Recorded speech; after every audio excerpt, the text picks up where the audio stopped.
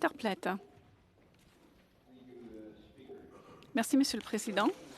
Ma question s'adresse au leader du gouvernement au Sénat. Le sénateur Gold, le retrait de la proposition de mine tech dans le nord-est de l'Ontario est un coup dur, non seulement pour l'Ontario, mais pour en fait l'ensemble du Canada. Des milliers de bons emplois bien rémunérés et des milliards de dollars d'investissements privés se sont évanouis. Dans une lettre publique, le président de Teck disait, et je cite, Frontier jouissait d'un soutien sans précédent de la part des communautés autochtones. Et le projet était considéré comme étant dans l'intérêt du public à la suite de longues séances de consultation et d'examens réglementaires. Et malgré tout cela, il n'y a pas d'avenir pour ce projet.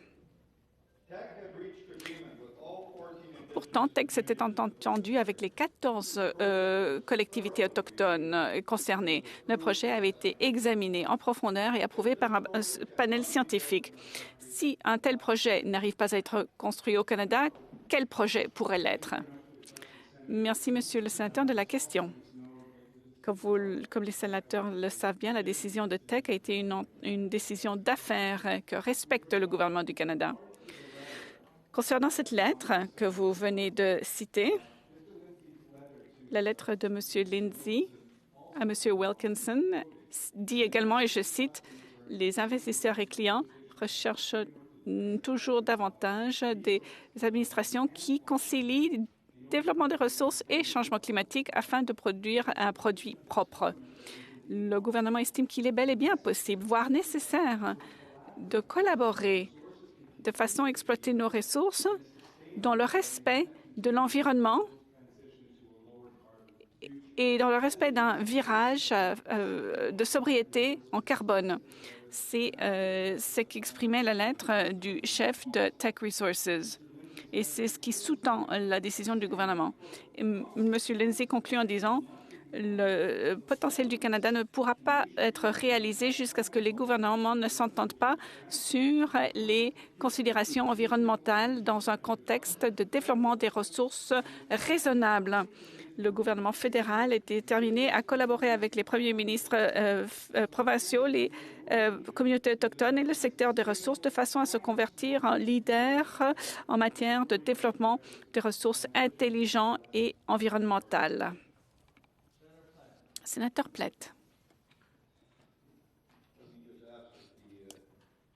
Permettez-moi de demander si le leader souhaite déposer officiellement cette lettre.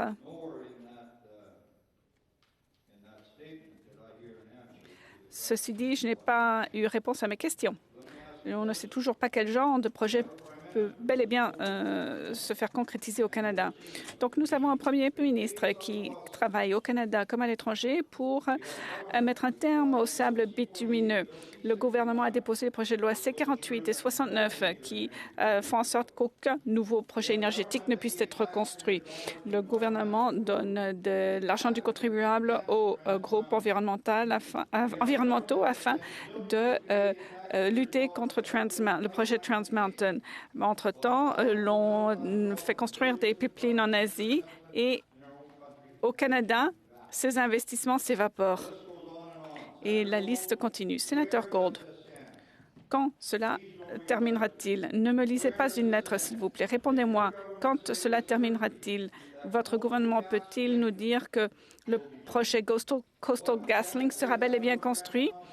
Qu'en est-il du prolongement Trans Mountain et quel projet est le prochain à être aboli? Je crois que la position du gouvernement sur Trans Mountain a été très claire. L'achat de l'oléoduc a bien entendu exacté un coût politique.